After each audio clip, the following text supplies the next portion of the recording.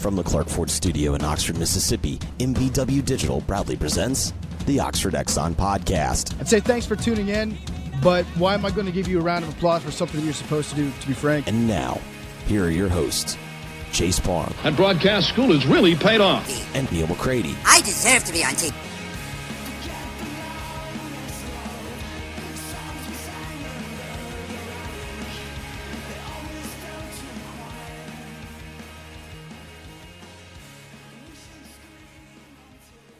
Welcome into this Wednesday edition of the Oxford Exxon Podcast. Chase Parham, Neal McCready, Clark Ford Studio this morning. We'll be with you over the next hour or so. We'll hit a little football, a little basketball, probably a little chancellor conversation as well. And as always, the podcast is brought to you in part by the Oxford Exxon, the Blue Sky locations throughout Mississippi. And they're starting a free gas for a year sweepstakes. All you have to do is register with the mobile rewards program. You get on, and then you use that with your card. You fill up at least 8 gallons or more at participating Exxon Blue Sky stations, which are all of the ones you're aware of throughout the state of Mississippi, and you're automatically rewarded for that with an entry into this contest.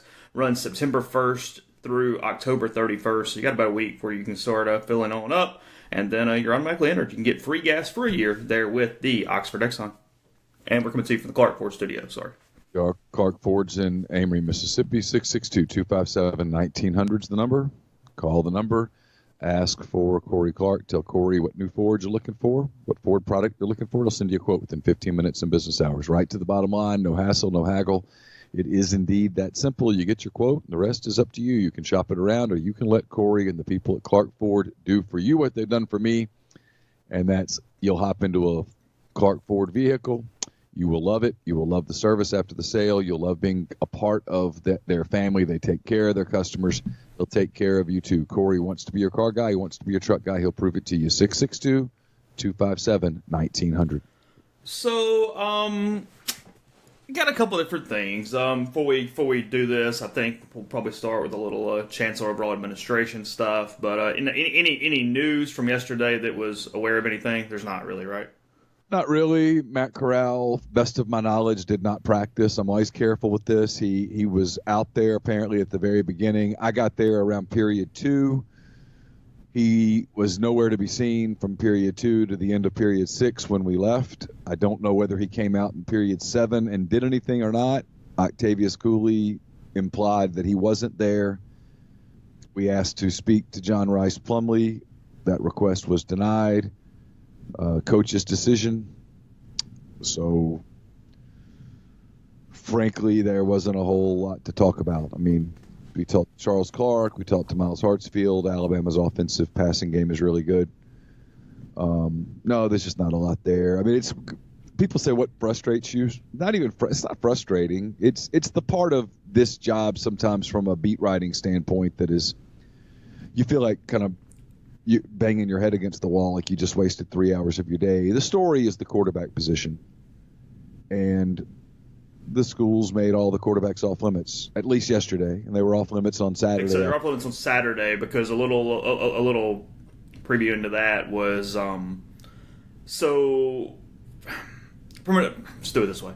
From an official request standpoint, they give us these forms. You fill them out, and they come get them, I don't know, midway through the fourth quarter, somewhere in there. And even those are sort of more suggestions than you're going to for sure get them. It's going to be very, very dependent on whatever.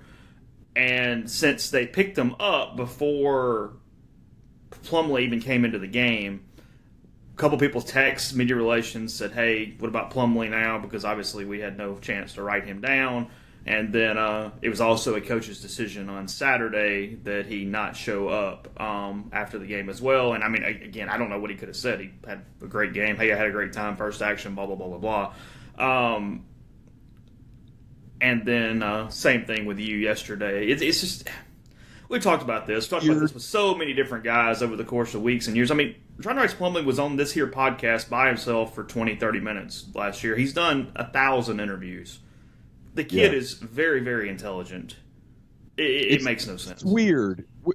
And I wrote this last night on the message board, and I'm going to be careful with how I say it because I don't want to – some people don't understand our jobs. And different people on the beat do the job in different ways. There's only one compelling storyline this week,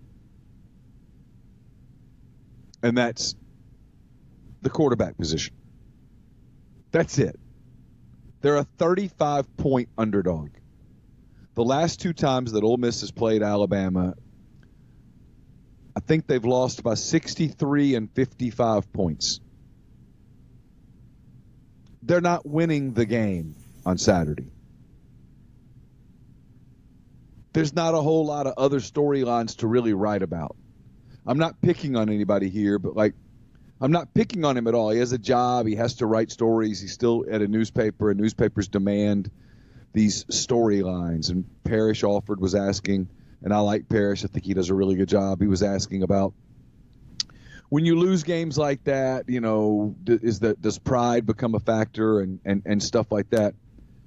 And I mean, I don't really know what Miles Hartsfield can say to that other than, hey, it's a new team, it's a new year. These games are weird from a coverage standpoint because you're not – Octavius Cooley talks about getting excited about playing the number 2 team in the country and stuff, but you can't in good faith write a story that goes, hey, 5 keys to beating Alabama Saturday. And someone will do it because their paper, it's part of what they do. I used to work at newspapers. That's what they do. They say, okay, well, this week on Thursday, we're going to write the 5 keys to beating fill in the blank. Well, Ole Miss isn't beating Alabama this year. It's not happening. There aren't 5 keys unless you get super sarcastic about figure out a way to get the Ebola virus into the Alabama offensive team meeting room. I mean, stupid stuff. They're not beating them. So the story is the quarterbacks. And unless the quarterbacks are made available at the end of practice today, the week goes by without being able to talk to the people who are the quarterbacks. That's when people say, what's the frustrating part of your job? If there is a frustrating part, it's that. The other players said Plumlee took first-team reps, right? I can't hear you all of a sudden. Can you hear me now? Yeah, there you go. Okay. I said the other players said Plumlee took all first-team snaps, right? Yeah, well, Cooley was the only one that we asked. He said that quote 10 took the snaps, which is Plumlee. Okay. And then we asked a little bit about Plumlee and stuff.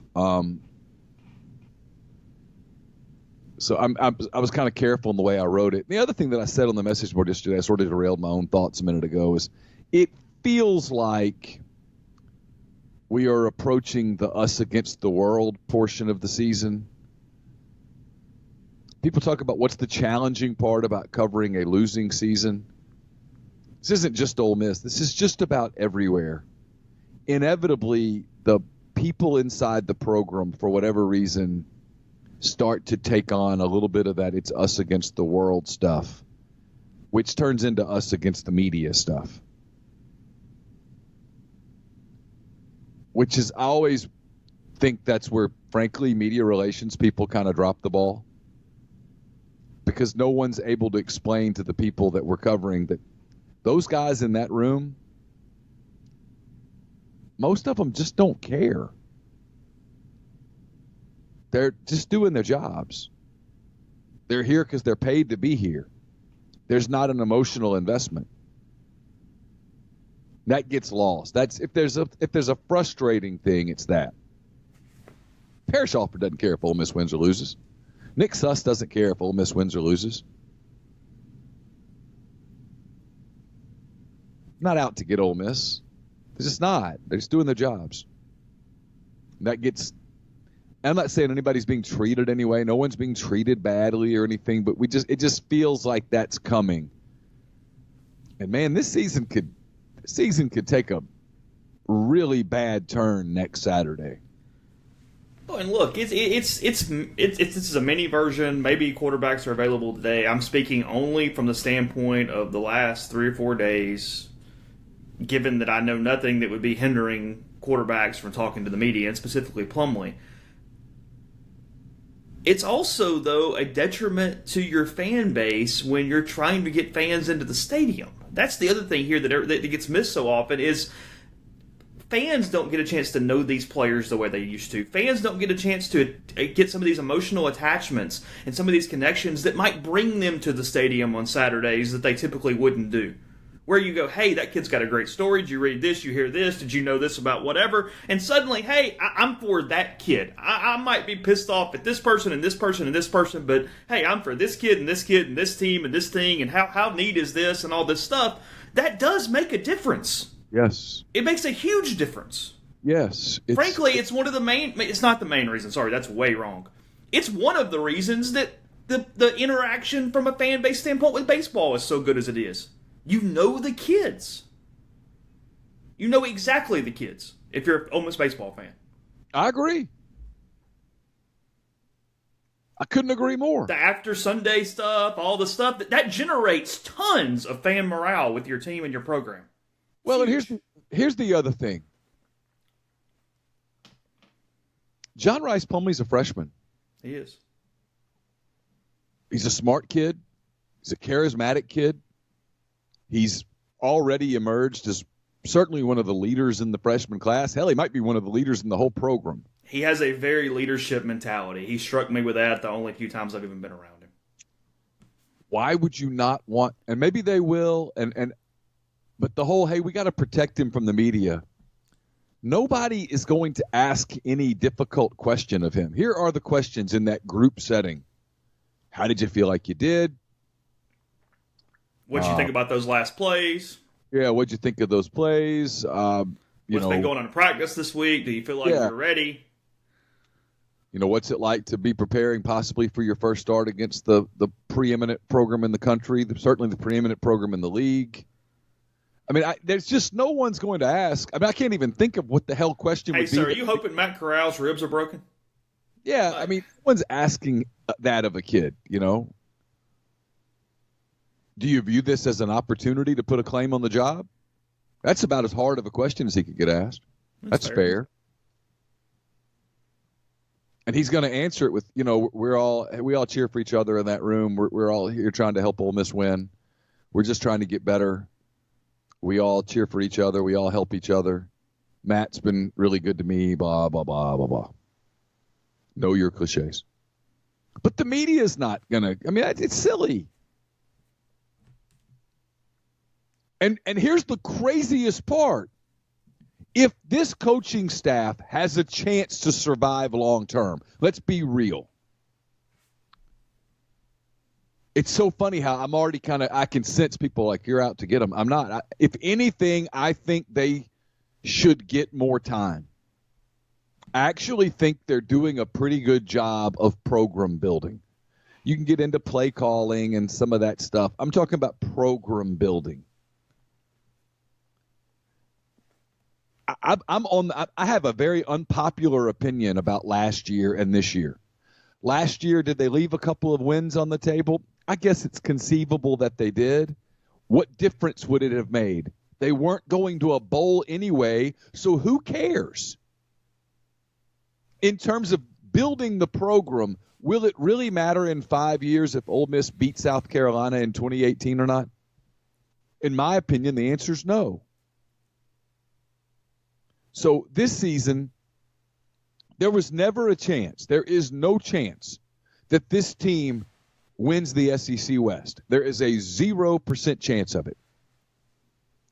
There is a 0% chance that this team goes to the playoffs. Zero.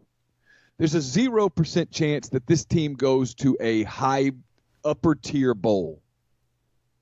So in terms of the long-term, in 5 years, will it matter if this team played in the Liberty Bowl or not? This is an unpopular opinion. My opinion is absolutely not. Zero. It will mean nothing. It's more devil's advocate than anything else. Had they gone, let's call it 7-5, they beat two teams that they should have beaten last year. Could have beat Vanderbilt and South Carolina, whatever. Vanderbilt and South Carolina with two games that they could have won that they didn't win. Arkansas was the game that they could have lost that they. Of course, yeah. Everything else was basically scratch. chalk. So Question being, would there be more people in the stands right now had they gone 7-5? Maybe so. Not that matters from a program building standpoint. I'm just asking the question. Yeah, maybe so. But from a program building standpoint, they'd be exactly where they are today. My opinion. So I don't know that this season, would there be more people at the Vanderbilt game if they beat Memphis and or Cal? Well, sure. Yeah, 4-0 or 4-1, whatever, sure. Yeah, but would your program be in any different spot? I don't really think so. I think they are kind of where they are. You're building a program, and I think they're actually doing a fairly good job of building a program. So I'm in the category. I mean, if someone says, what would you do? Well, I mean, when people say, would you fire him this year? My answer is no. I'd let him finish this recruiting class. I'd let him go into next season. And then next season's got to show some tangible results. I've said all along, I've said two things all along. I would have, had I been in charge, made a clean break at the end of 2017. I would have brought in an outsider. I would have cut ties with everything that was a remnant of Hugh Freeze. But once they didn't do that and they went with Luke, I put on a different judgment hat, if you will.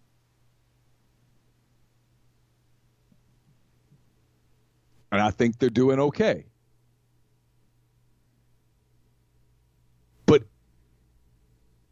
the argument that they would make that would be, hey, look, see, we're making progress, is you're recruiting kids like John Rice Plumlee. You're recruiting kids like that. They're coming in and they're the future of the program. DeAndre Prince done a nice job. Yeah. Jerry and Ely, NFL running back. Well, protect them from the big bad media. I'm putting them in front of the media. I'm letting my fans see those guys.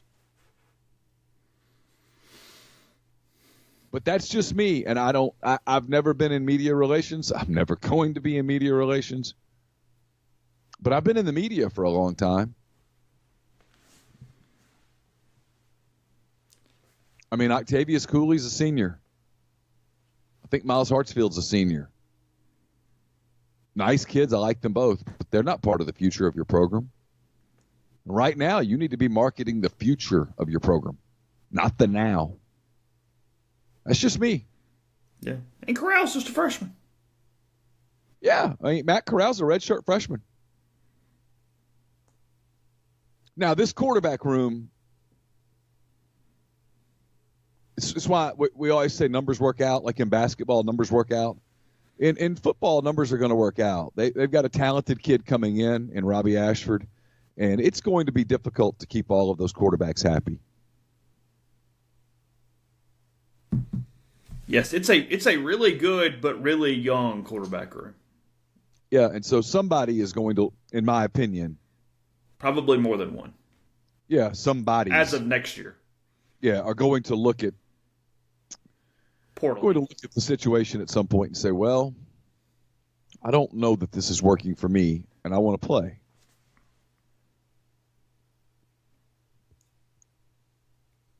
And it might. That might be starting. No one has told me this. Yeah, it's just such as life in college football. Yeah, that's why the transfer portal is so packed. But anyway, I mean, it was yesterday was one of those days that you walked out of there at the end of about 6:45 or whatever, and I thought, well, it was kind of a waste of an afternoon. I don't know that I got anything out of that. I wrote something, but frankly, it wasn't very informative. Covering Alabama's receivers and Tua Tagovailoa is a challenge. Yeah. Whether at 10. Yeah. Saban's complimented Ole Miss all week. No storyline there. Whatever. Well, we'll move on in a second. First, tell you about Community Mortgage, Oxford, Memphis, Soto County, and Chattanooga. All underwriting and processing is done in Memphis. So you're getting local underwriting that understands your market, a leader in condo financing, and the float down option. And with rates as low as they've been in about 2 years, good time to holler at Jason at 662-234-2704 to refinance, to purchase. JLOWE at communitymtg.com. Podcast also brought to you by our friends at Grenada Nissan. If you're in the market for a Nissan vehicle, Grenada Nissan's the place to go. They've got a complete selection of new and previously owned Nissan vehicles. Go in, test drive one today. It's GrenadaNissanUSA.com. We are also brought to you by Splinter Creek. It's a gated conservation community located 8 miles southwest of Oxford, just 75 minutes from the Memphis airport. It's been featured in Garden and Gun, Architectural Digest, Southern Living. They have 34 lakefront lots ranging in size from 2 to 25 acres, 650 acres of lakes, pine, and hardwood forest. They have 3 lakes that are sort of the main streets of Splinter Creek. They each have a combination of decks, floating piers, a pavilion with a fire pit, outdoor kitchen for use by homeowners and their families and guests. It's just an absolutely gorgeous property. If you're coming up to Oxford, you ought to check it out. If you're thinking about retiring in Oxford, moving to Oxford, it's something you ought to look at. SplinterCreekMS.com or 601-898-2772. Also brought to you by Jackson Beer Company, 1801 Jackson Avenue West in Oxford. It's a little hidden back there, but it's worth the find. Give them a call, 662-638-3642. If you want to have your beer for the Vanderbilt game, you want to have it ready to go where all you have to do is grab it and pick it up and run, they'll have it ready for you. If you want to go in and do some sampling, you can do that too. They have 10 beer taps for sampling and growler fill. You can mix your own pack of beers from the single shelf with more than 350 beers to choose from. Ask about their kegs to go. Join their text program for special deals. JBEER to 51660. Text JBEER to 51660. And we are brought to you by Dead Soxy. Dead Soxy has you covered with their custom sock program. It's a unique way to brand your company swag and have a special event to memorialize. Click on the custom socks link. They'll walk you through the entire process from the complimentary digital mock-up before your order is placed to delivery logistics and even custom packaging. Dead Soxy's your place to create a gift they'll use time and time again. And with all-inclusive pricing, no upcharges or fine print, the custom sock design process is as simple as it gets. Head over to deadsoxy.com, deadsoxy.com/custom. And remember, you can save 30% on general orders with the promo code Rebel Grove. We're also brought to you by Southern Craft Stove and Tap. They are the sponsor of Meals Picks, which will be up in the morning. We all had losing records last week, so we're all seeking some form of redemption. A lot of shakeup at Meals Picks. You'll read about that tomorrow. A bit of a scandal, as always, with the intern program. A lot going on there, so we'll fill you in on that tomorrow. All of that is brought to you by Southern Craft Stove and Tap, located off Highway 7 and Sisk Avenue. Southern Craft Stove and Tap places an emphasis on food and atmosphere, mixing the quality of fine dining with a come-as-you-are environment. Featuring 30 craft beers and offering a high-quality selection of cuisine and libations, Southern Craft Stove and Tap has you covered for any occasion. Join them for lunch, dinner, Sunday brunch, or have your favorites catered out. Catering orders placed online currently receive $25 off any order totaling $100 or more. So avoid the chaos of parking on the square. Head over and experience carefully crafted dishes with your favorite Southern ingredients at Southern Craft Stove and Tap, Highway 7 and Sisk Avenue in Oxford. Also, let me tell you about G&M Pharmacy. They're on South Lamar in Oxford. With flu season quickly approaching, they have flu vaccines available for a $0 copay on most insurance plans. Yeah, that's free. No one has time to wait in line for the overworked pharmacist at the chain drugstores. So stop by one of their locally owned pharmacies where we have multiple pharmacists available dedicated to getting you in and out as quickly and painlessly as possible. You can find out more at 662-236-2222. So here's my caveat, here's my preface to this. News starting to get out a little bit about the chancellor situation. As you know, they were, or is a little rehash. Everybody filled out the applications that wanted to be an applicant or whatever, however that worked. Bunch of names. There were 20 or so on rebelgrove.com, I don't know, 10 days ago or so. And then the committee is going to cut that list to, I don't know, 8 ish, something like that. I was told could be more, could be less, but somewhere around 8. And then there are also the possibilities that there are some candidates that could skip this round given their current standing or current job. Obviously, that would be potentially elected officials, potentially Bobby Robbins at Arizona, the guy at Eastern Kentucky because he's a chancellor, maybe the guy at Arizona State. I don't know. Either way. I do not have the list of how it's been cut. I've been told it's been cut. I've been told that they're still on schedule, moving forward with the process, which then will cut it to another finalist list at some point. And let me say that I'm going to, it's funny because on the website and on the podcast, we have to be careful. We have to parse our information. We have to make sure that we're giving the best representation of fact. But if you ask our listeners, if you ask our subscribers, I think they'd probably be nodding their head right now. Hey, do you want me to be so source-driven on confirming everything where I never say a word, or would you like to go, hey, here's some caveats and here's what I'm hearing? 99% are going to say, just tell me what you're hearing, right? So I'm saying all this without 100% confidence in all the information. I feel very good about the overall premise here. But I'm going to try not to get overly specific because I'm just not sure about a couple things. Is all that fair, Neil? Yeah, I don't have a problem with it. Okay. Yeah. So here's what I've kind of been told. A couple different people. I think that, to the best of my knowledge, there are no political candidates still in the running for the chancellor position. As of this moment, I think that's where it stands. I feel pretty confident about that.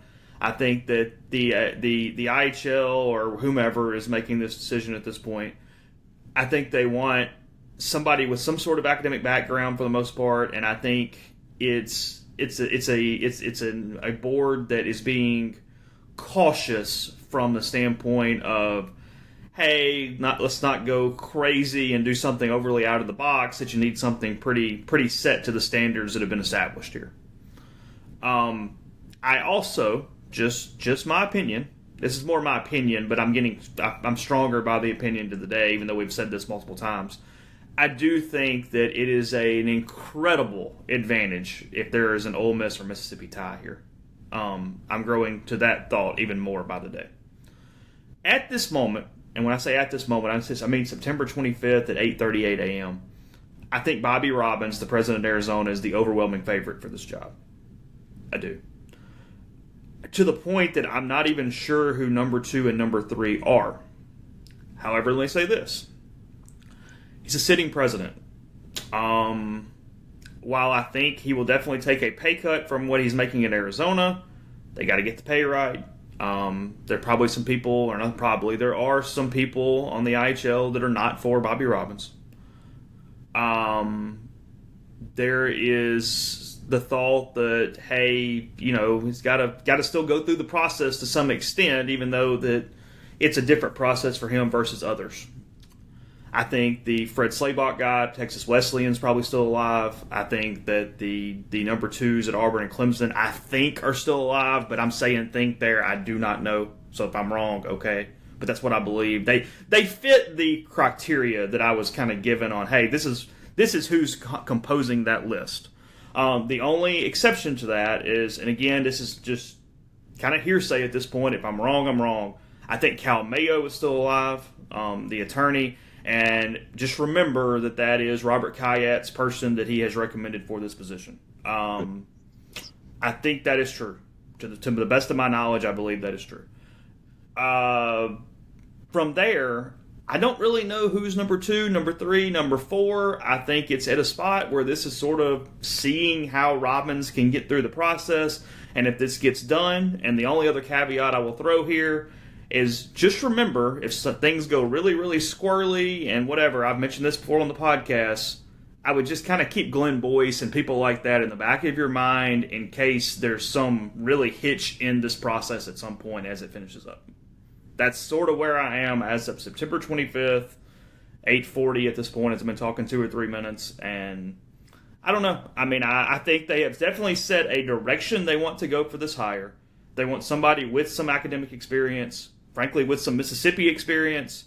And while not everybody being interviewed has both of those things, those are the 2 common points that I'm really picking up, especially with the fact that I believe Robbins has has separated himself if they have the votes to get it done.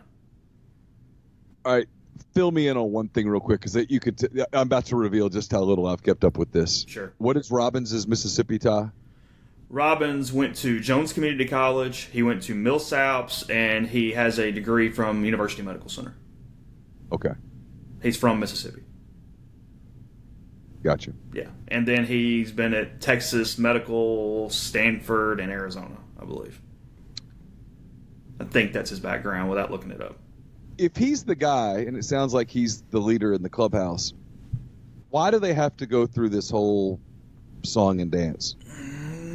I mean, I don't have a problem following a process just because it keeps. I mean, if you set a standard at the beginning on this is how we're going to do this, I mean, while it has tons of negatives, this is a bureaucracy. This is academic in nature, where it does need to follow a certain level of HR process. I don't have a problem with that. Does that make sense? Yeah, it's not a football coach hire. No, it's not. It's much more complicated than that. But he's qualified. Oh, well, yeah, of course. By any standard, he's qualified. By any standard, he might be. The problem was not abbreviating the process in the beginning and getting a lot of those listener sessions and all that crap done back in May, before school let out, and then you'd already have it in place right now. Or just not do some of that crap. But they were going to. So my answer at least follows that through, is my point. Yeah. I mean, they just were. Yeah. So, and now look, I don't know. This again, we're back at my opinion. That's all the sourcing, whatever. We're back at me talking as an opinion. I don't know when Robbins could start, hypothetically. I don't know if he has a much later start date than some other guys. I'm just talking. I have no clue. I'm just talking. Is that a detriment if that's the case? But given the very critical nature that everything seems to be around Oxford right now. I'll say this as just an observation. They can't. I don't know. Glenn Boyce wouldn't know him if he walked in my door right now, but they can't hire him. Well, he's not even an applicant. I'm just throwing that out as a, hey, that's it. And the fact that they're actually wasting time. Glenn Boyce's name has been popping up in this simply because he was hired to gather information on everybody else, and he's very comfortable around the IHL. That's it. Hold on one second. Hey, Vice President Cheney, how are you, sir? Pleasure to meet you. Yeah. Thanks for dropping in. Because the guy running the search never gets the gig. Oh, yes, sir. Yes, sir. Good to talk to you as well. Vice President Cheney. You never know who you're going to meet here on the podcast. Oh, God. Oh, God. All right, what else you got? Questions? Comments? Oh, yeah, I mean, wasting an hour interviewing attorneys is, I don't care who it's a favor to, it's a waste of time. And it erodes public confidence. It's an outlier to what appears, again, given what I know at the moment, appears to be the direction they're going. I think it's good if you're right that they've eliminated non-traditional candidates. I don't think they can do that right now. I think they're at a critical point in the university. And again, man, I'm an outsider. I am not tied into it. The whole you got to have a Mississippi tie to me is silly. But I'm not a Mississippian and I'm not tied to it, and so I'm not qualified to say that. It feels weird, but whatever. I think they've got to get something done quick. And if he can't start until much later, to answer your question, my guess is that's problematic. Yeah, I don't know. And maybe he can. I'm just, typically when you have the sitting chancellor somewhere else, it does take a little longer than a dude who can just come in tomorrow. If I'm a big Ole Miss fan who wants this done and I want Robbins getting the job, when I hear you say he might have a hard time getting the votes, I'm concerned. I mean, I've just sort of, the entire time, I mean, because this started early for me, because at first it was frankly a joke. I mean, I was serious, but I wasn't serious, because I didn't know the guy. I mean, I started campaigning for Robbins early on as kind of a podcast shtick and whatever. And he does have the best resume of any candidate. That's undeniable. But he's applied for this job multiple times in the past. And I don't mean that as a detriment like some people do. My God, it's not. But he's applied for it in the past and hasn't gotten it. Now, he has standing as running a large university currently, which was not on his resume the last time when he applied, but Jeffrey Vitter got hired. So he has that now. He's fixed the one flaw in his resume. But in saying that, the IHL has been aware of his name for a really long time, and he hasn't gotten it. So it stands to reason that there are some members that are not in favor of going that direction. And I don't. Is that enough of a deal to be a problem? I don't know. But I'm just telling you, it's not. In my opinion, it's not some unanimous thing where everybody goes, "Oh yeah, Bobby Robbins, let's go get him and gas up the jet." I do think it's more complicated than that. I do. Yeah. Again, problem? I don't know. Good question. And you gotta make sure you pay him. I mean, it's not gonna. He's not gonna take nothing to do it. He's got a 7-figure gig right now at a pretty good school. He makes 1-1 right now? I think it's 1-1 without anything in front of me. I believe that is correct. And I think it would take somewhere in that 7 to 8 range. Again, my opinion. Okay. I mean, I don't think it would take 1-1. Probably couldn't get 1-1. No, couldn't get 1-1. I mean, period. Because remember, and I don't even mean this. This comes off as crazy and negative. I don't necessarily mean this as crazy and negative. Whatever he gets, if it's a ton more, Mark Keenum is probably about to get the same thing. You know what I mean? Sure. So you're doing some of that as well. Bad, good, not good, whatever. Well, that's the flaw of all these schools being tied together is then all the presidents at all these places feel like they got to get a big bump too. Tucson.com says Robin's salary is $800, but I think there's a lot of additional crap to that. I don't think that's the full salary. Yeah. I mean, there's stuff that goes with president jobs, obviously. Look. Keep getting asked about timing on stuff, like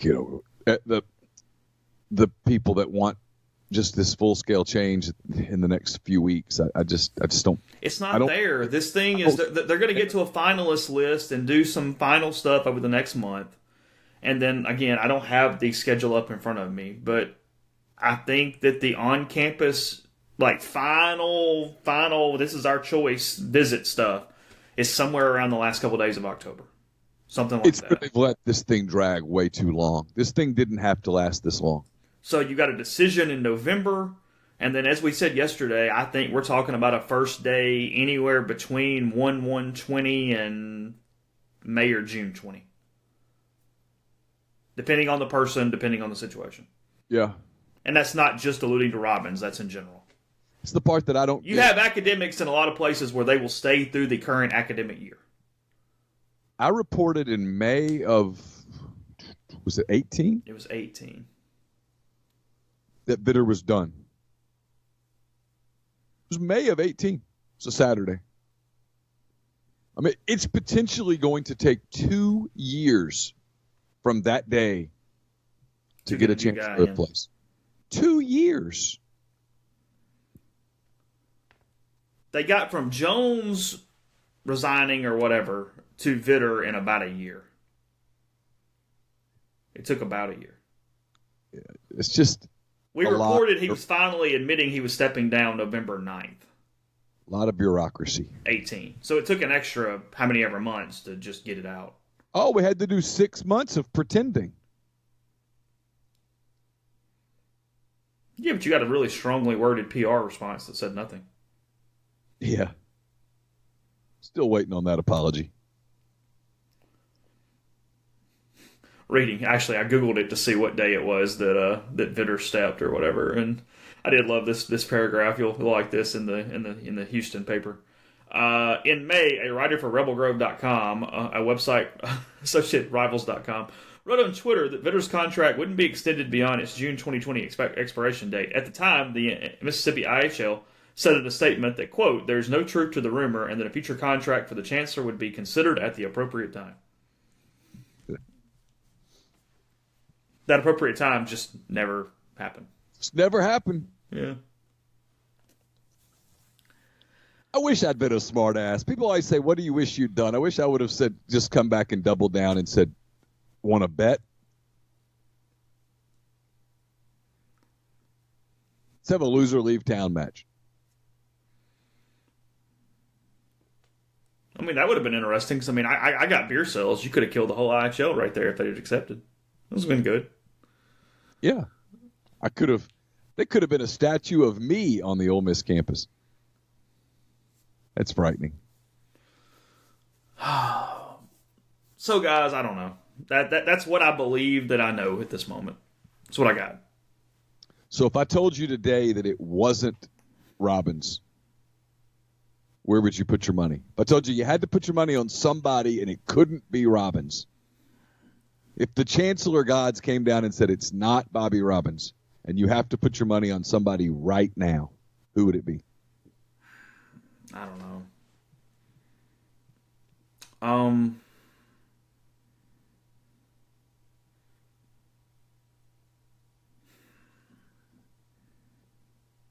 I don't know. I know who I'd put it on because I know how these things work. The only thing that I'm terribly scared of here for Ole Miss's sake is something that would cause a delay or a retracing of steps. That can't happen. They've got to finish it now. They cannot do anything that moves this process back or goes back to another part of the process. Back to the drawing board portion? Yeah, no. Can't do that. That can't happen. That is the 100% just cannot, got to get this thing done. No, they got to get interims out of the way here. They got to start getting some leadership in place. It's time. Yeah. As the band spells out each week. We'll continue our talk about this or some other Ole Miss stuff in a second. First, tell you about Mastercut's Lawn and Landscape. Premium lawn care throughout northern Mississippi, but a lot more as well. They'll build custom playgrounds, retaining walls, pool decks, outdoor living spaces with paver patios, forestry mulching, and much more. The path to your dream backyard easier than you think with Mastercuts. That's gomastercuts.com for that free quote or 662-607-7773. Again, gomastercuts.com. We're also brought to you by Blue Delta Jeans. They're going to be in Atlanta today, which is Wednesday, Oklahoma City on Thursday, and Birmingham on Friday. If you are in one of those locales, Atlanta, Oklahoma City, Birmingham, send them a DM on social media or send them an email, info@bluedeltajeans, info@bluedeltajeans.com to book a time for a private fitting. They'll set you up. They'll be happy to do that. And while you have them, you can ask about their Gino. It's out in the open now. They're pre-selling the fabric. It's soft and comfortable. They've got a great group of colors. The sewing will begin on Halloween, so don't miss out on the opportunity. Reserve your spot in the first run of this great new fabric from Blue Delta Jeans. We'll have a Mind on My Money podcast up later today. It's brought to you by Pinnacle Trust. Pinnacle Trust, based in Madison, Mississippi, represents clients in 24 states, has advisors in multiple states as well. They do a lot of things. We talked to Stacey Wall on this edition of Mind on My Money, so we'll talk a lot. You'll learn a lot about Pintrust, kind of how it came to be, and then we went off on so many different tangents that I can't remember. It was actually pretty entertaining, though. Anyway, Pinnacle Trust, pintrust.com, PINN trust.com. Mention you heard about Pinnacle Trust on the podcast. You'll get 10% off your first year's fee. My mailbag is up this morning. It's brought to you by the Westin Jackson. The Westin Jackson in downtown Jackson is a Marriott property. You can accrue or use your Marriott rewards points. You can also visit Soul Spa, the ultimate luxury spa experience in downtown Jackson. And you can gather at Estelle Wine Bar and Bistro, where you can sip on a creative craft cocktail, enjoy their curated wine list. It's open for breakfast, lunch, dinner, and Sunday brunch. You'll love it. It's fantastic. We do. So gather at Estelle tonight. We're also brought to you by John Edwards of Regency Travel Incorporated in Memphis.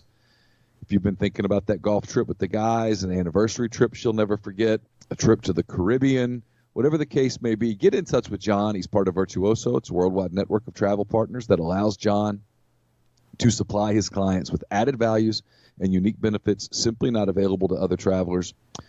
Get in touch with him, give him some parameters, give him a budget. He'll give you options that you can't come up with on your own. And no, you don't have to live in or near Memphis. to take advantage of the services. 901-494-3387 or send him an email, j.edwards@regencytravel.net. First-time clients can save $50 off their first booked trip just by telling John you heard about Regency Travel on the podcast. So a couple different things going on. You got anything else there? Are you good? No, I'm good. I've probably pissed off enough people. You think so? Yeah. You can piss off more tomorrow. We got time. Yeah, I mean, do it every morning. Okay. Basketball. What's going on? I'll reiterate what I've said. I think they need to hit the accelerator button.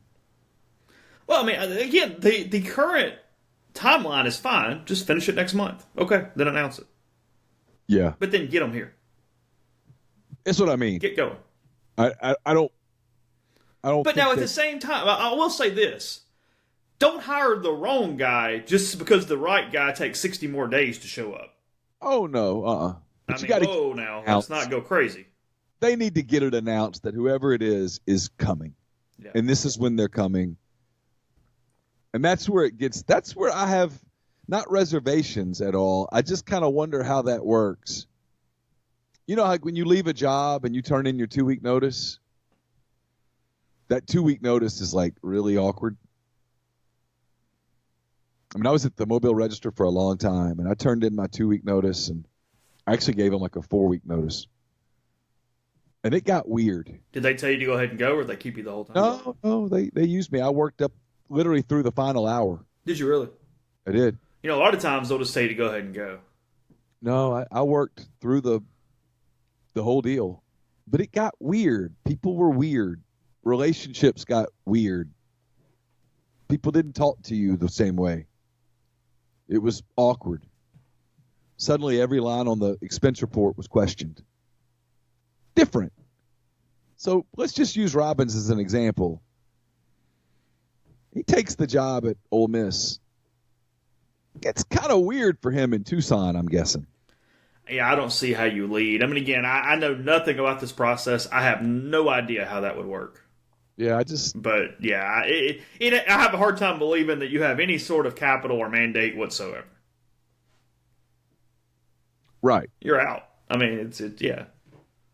I think you would have to step down. It's my guess, too. The whole let's keep it I'm not saying this is happening, but if they said, hey, let's keep this quiet through the spring semester, good luck with that. Well, I don't know Bobby Robbins at all. What if there's some weird hang up and he just and they say, get them to it, and he says no? I mean, I don't know. Yeah. I mean, who knows? People turned down jobs before. I don't know. Sure. It's weird. I'm interested though. I don't know where it's going. I know it's moving in a direction at this point fairly quickly after a while of not moving fairly quickly. But I don't know where it's going. Would you like to know my obsession as we get ready for the baseball offseason? I'm becoming obsessed with Garrett Cole. This is not going to be... So it was Bryce Harper last year. It's Garrett Cole this year? Yeah, except Cole even...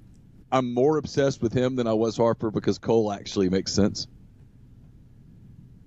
And some of his stuff, like Pitcher Ninja has his 91-mile-an-hour slider where he makes the hitter fall down. A major league hitter was so fooled by it that he fell down. A major league hitter, someone who's, because you cover baseball, how hard it is to ever get paid to carry a wooden stick to the batter's box in the major leagues.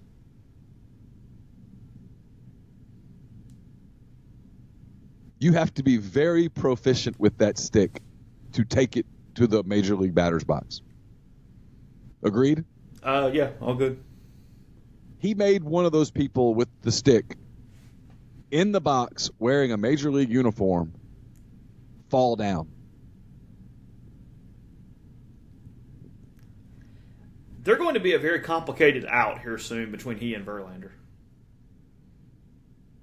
Yeah. It feels Astros-Dodgers. Yeah. I'm not ready to count the Yankees out because they can just outscore you. Yeah. And I'm frankly not ready to count the Braves completely out either. You'd like a little more pitching. But if you told me I had to put my money on two teams, I don't even hesitate. It's Astros, Dodgers. Yeah. Period. Yes. I mean, look, it would be really fun. A Braves, Dodgers, Yankees, Astros, CSs would be really good. Yeah, I could live with those. Yeah. That would mean it'd get the Cardinals out of there for you. That'd mean that a couple of teams from the Central got eliminated. I'd be good with that. Knock them on out. Have at it. Yeah, anybody got a Braves? If you got some Braves stuff and you want me to wear it next week, send it on. Is that already decided? Is that what it is? It's Braves Cardinals, pretty much. Yeah. Okay. I'll be chopping. You can really get behind Ronald Acuna at this point, can't you? Oh, are you kidding? I'm all in.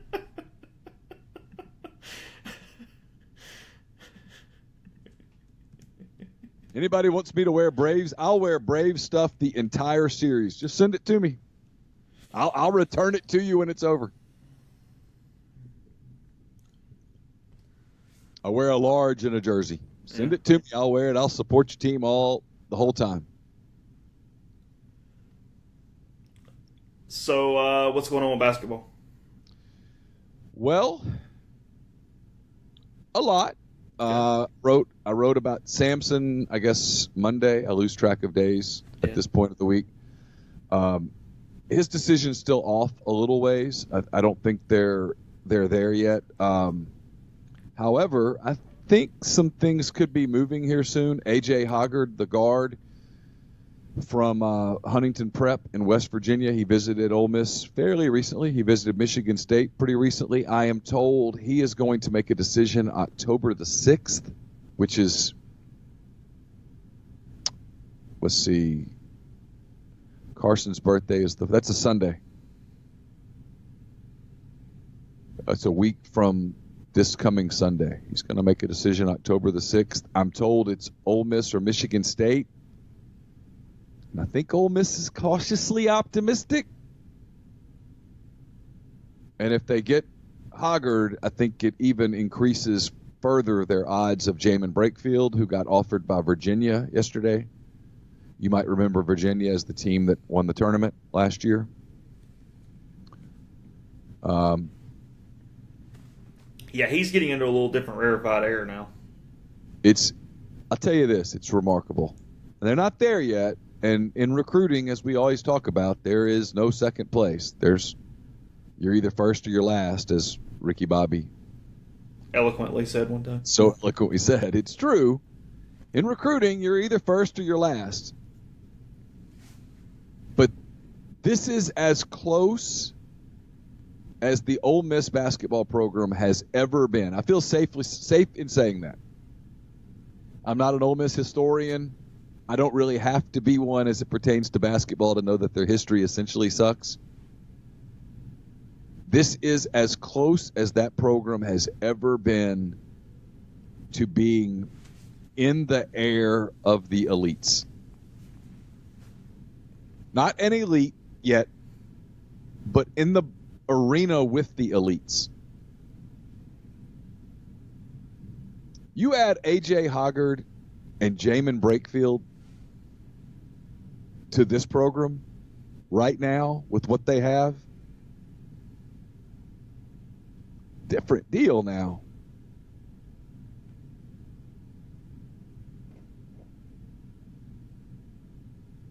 You got to get it done. You got to finish the deal. They've added Sean Robinson. We've talked about him a lot. Hoggard's a 4-star, ranked number 71 in the country by Rivals. They're not anywhere near there yet. And look, there's so many potholes to this. I get that. So look, but just on a how the program is shaped, what could you aspire to? Virginia's not a bad model. Pretty good model. Yeah. Because it's not. Look, they're getting great players. Let's stop the crap that Virginia just signs a bunch of 2-stars and coaches them up. Oh yeah, it's ridiculous. But it's not Duke and Kentucky. But they're not signing a cavalcade of 5-star McDonald's All-Americans who everybody recruits. Yeah. They're recruiting high-level 4-star players and coaching them. And they fit a system.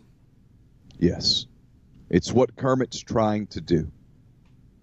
And frankly, he's getting really close. As I said, we said this in passing yesterday. A lot of energy has been shifted to basketball in this fan base. And if it goes the way I think it's going to go, next year is going to be a really hard ticket at the Pavilion. Not this year, next year. It's also bringing it full circle. Uh-huh. It's also why you don't interview non-qualified people to be chancellor or hire your buddy to be the AD. Kermit's really qualified. Forget all the other stuff.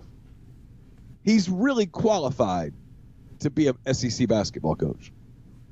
I don't care where he's from. Couldn't care less. I know that means something to a lot of people. It means nothing to me. He won at Middle Tennessee. He's been an assistant at LSU, some other places, been a head coach before, had a pretty big pothole as a head coach at Texas A&M, recovered from it. Very qualified, knows what he's doing. Well, and look, taking it 2 days full circle, Ole Miss basketball is going to be a tough ticket. Ole Miss people are excited about basketball. They believe in the program. They believe in that direction. They believe in the program. There's excitement. This isn't complicated. It's why right now, Ole Miss, we've used these words for years in different ways. Football, baseball, basketball. Ole Miss better hope right now that the football thing is still anger and not apathy. And you can get it back if it is. It takes some more.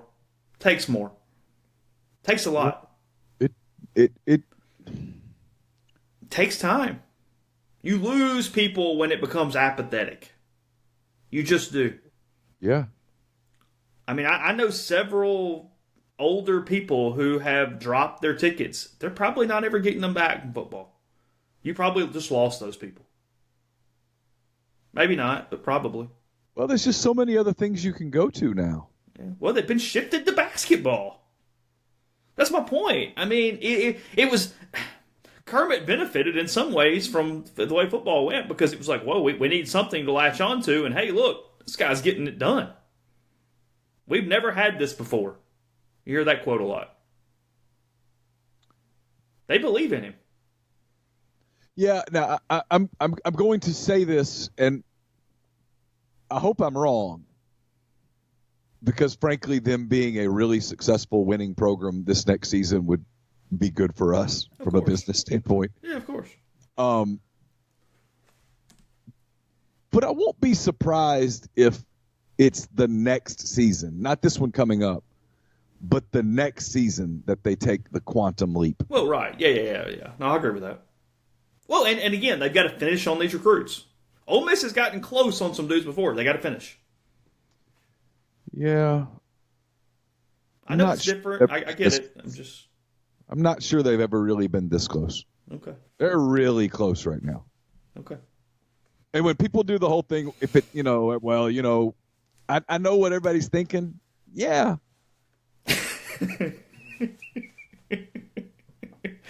Yeah.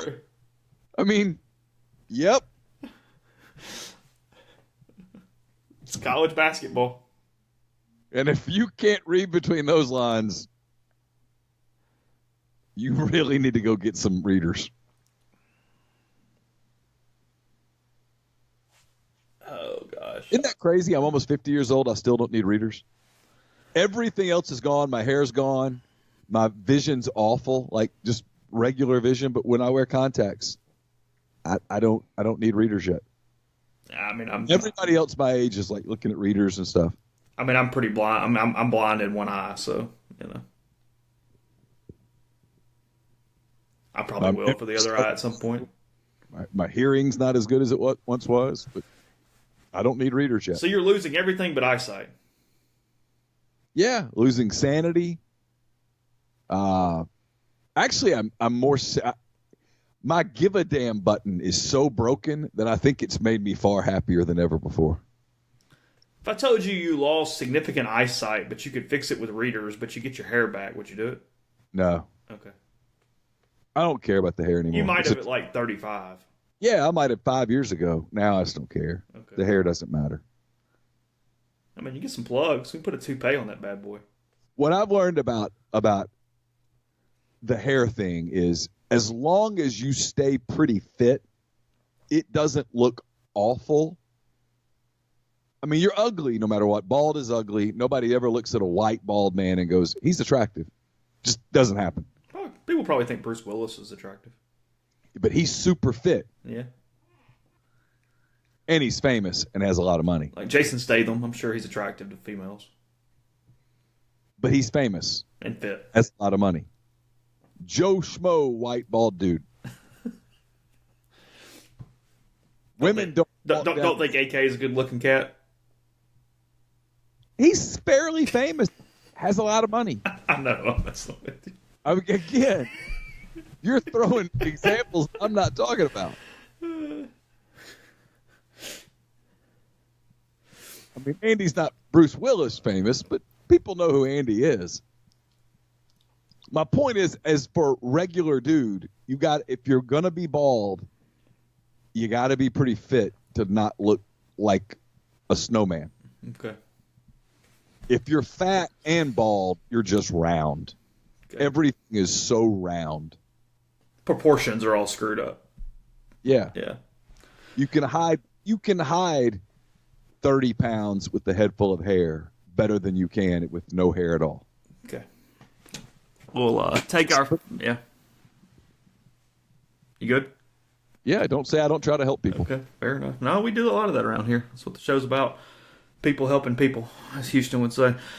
Visit oxfordms.com. Go to the events page, see everything going on in town this week. Football isn't home, but South Talks lectures continue tomorrow from 4 to 5 at Tupelo Room, the Bernard Observatory. Diker Mountain Radio Hour is tomorrow from 6 to 7:30 at Off Square Books. You can just bookmark it. Keep the link close to you on your computer. Click on it, see where to stay, where to eat, what to do, and see. I saw Snack Bar updated their menu yesterday, so a lot going on in town with Visit Oxford. Visit oxfordms.com/events. We're also brought to you by Harry Alexander. Harry is an Oxford-based RE/MAX Legacy Realty agent, big part of Savannah Square. It's a new 9-acre development, 0.7 of a mile from the Oxford Downtown Square, conveniently located east of North Lamar, just a short stroll from the Midtown Shopping Center. There's several developments, homes, I should say, in Savannah Square that are in different stages of development. If you want to check those out, get in touch with Harry. He'll show them to you. He'll show you the model home at 215 William Street. It's SavannahSquareOxford.com or 662-801-5621. Also brought to you by Oxford University Bank, OUB, locally owned and operated right here in Oxford. When you deposit money at OUB, that money and the vast majority of the bank's profits go right back into the Oxford community. OUB gives you the comfort of home, all the benefits the big mega banks provide, all the technology and products you can want, all with the personal touch. When you call OUB, you speak directly with the live person. There's no 10 buttons to push, no 5-minute wait. What there is Kasasa. It's the absolute best cash checking account, and with it, OUB will pay customers 2.5% interest on their balances up to $50,000 and refund ATM fees nationwide. To learn more, go to liveoxfordbankoxford.com or call 662-234-6668. OUB is FDIC insured. Score big points with your kids by signing them up for Oxford Park Commission Youth Basketball. Registration is now open for leagues serving ages 5 to 15. The cost to play is just $50 per child. There are discounts available for families with multiple players. The deadline to sign up is October the 4th. Visit oxfordparkcommission.com for more details or to sign up. And it's not too late to work out some of your tailgating plans for the remaining games on the Ole Miss schedule. 7 South Tailgating is owned and operated by husband-wife duo Kyle and Jordan Thornton, both Ole Miss alums and Oxford locals. Kyle is a former Ole Miss baseball player. Jordan, a former Ole Miss football staff member, what started as a way to pay for college has become the greatest tailgating service provider at Ole Miss. The team at 7 South are rebels through and through.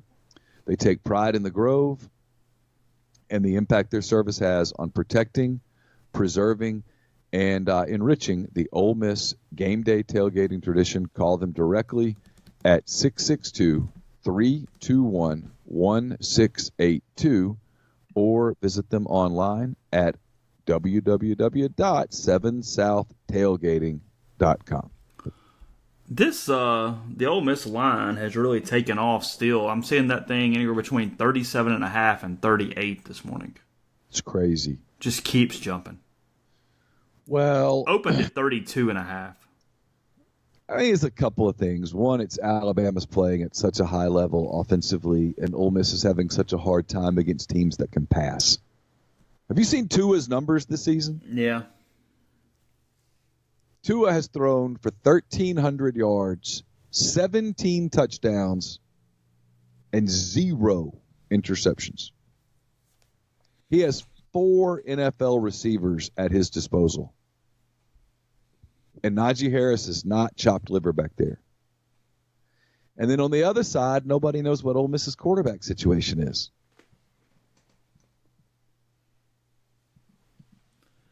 If you would like to bet the money line, if you put $100 on Ole Miss, you win $10,000. If you want to make $100 off Alabama, you have to bet $30,000. Oh my God! Yeah. I'm reading from oddshark.com. Best Alabama money line minus 30,000. You have to put $30,000 up to win $100. That is correct. So if you wanted to win $1,000, you'd have to put $300,000 up. Yes. Hardly worth the trouble. Well, yeah, that's the reason money lines are what they are. Yeah. Basically what they're saying is, hey, we're going to make this a really dumb number. Leave it alone. Don't make us have to deal with this. I wonder why this ended up being the CBS game. What else we got this week? Not much. Mississippi State, Auburn is the one that probably should have been the 2:30 game. That makes some sense, yeah. CBS does not like going to Starkville, but the game's in Auburn. But now, does any of it go in what they have to do next week? Because, there's only like 5 games next week. It's a really weird schedule next week. What is the schedule next week? I've got it right here. Hold on. There are like 6 SEC teams off next week. Games next week. Auburn and Florida in Gainesville. So there's your games. They didn't want to do Auburn. That's why they didn't do it. They weren't doing Auburn twice. Georgia, Tennessee. Tennessee's so bad that that's you can't. A 6:30 night game though because of Georgia. Yeah. Right. Ole Miss, Vanderbilt. That's it. Yeah, that's it. Other than 2 non-cons or something. Yeah, there's a Troy game and a somebody else. Yeah, I mean, literally the other games are Utah State at LSU, Troy at Missouri. That's it. That's Hartwell back in the SEC for a night. Yeah, Alabama's off, Arkansas's off, Kentucky is off, Mississippi State is off, South Carolina is off, and Texas A&M is off. Okay. Wisconsin's giving Northwestern 22 this week.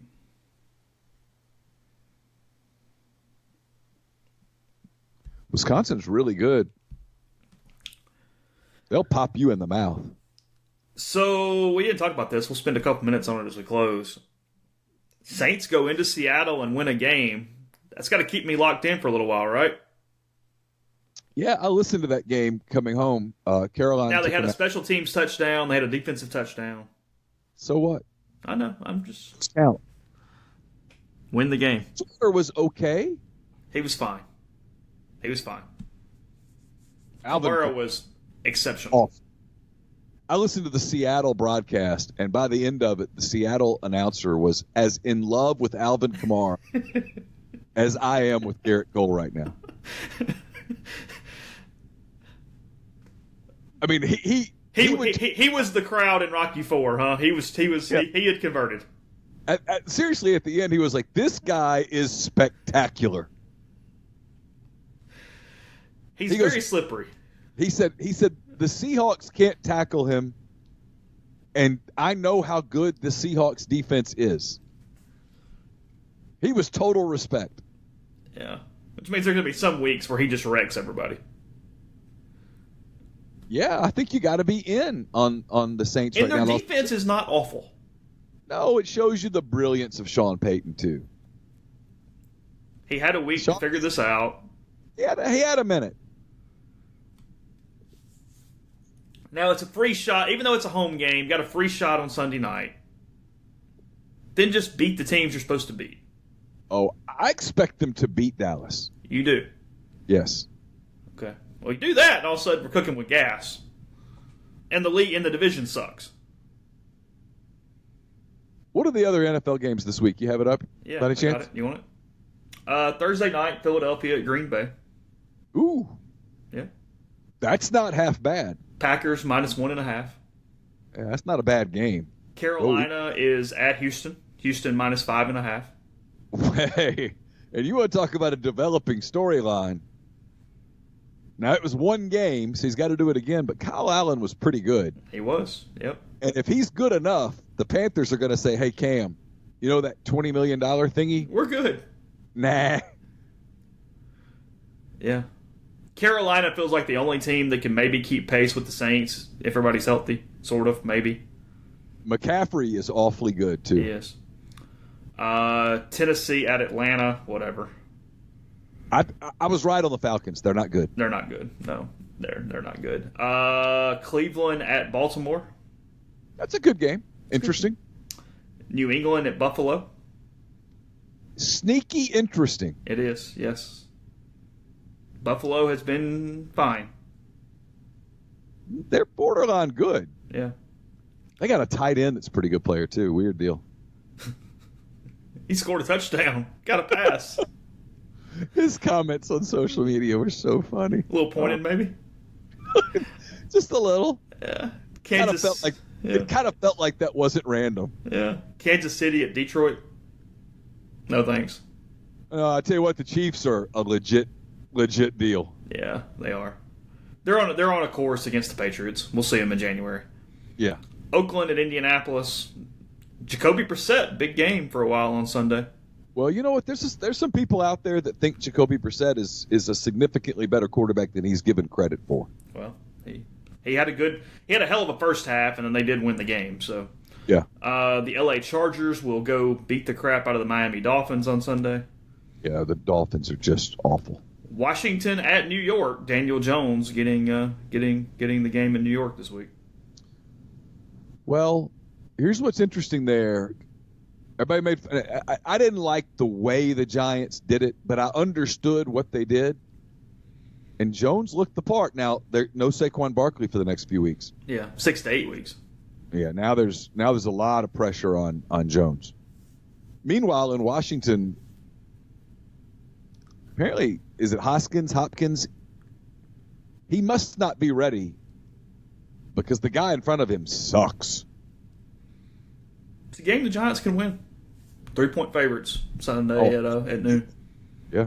Seattle at Arizona. Whatever. Sure. Tampa Bay at the Rams. Congratulations, LA. Yeah. On your 4-0 start. Dylan sent me a stat that since Sean McVay was hired, the Rams have never been in second place in the division. That's good. That typically is what you want when you hire a coach. Yeah. That's a rule.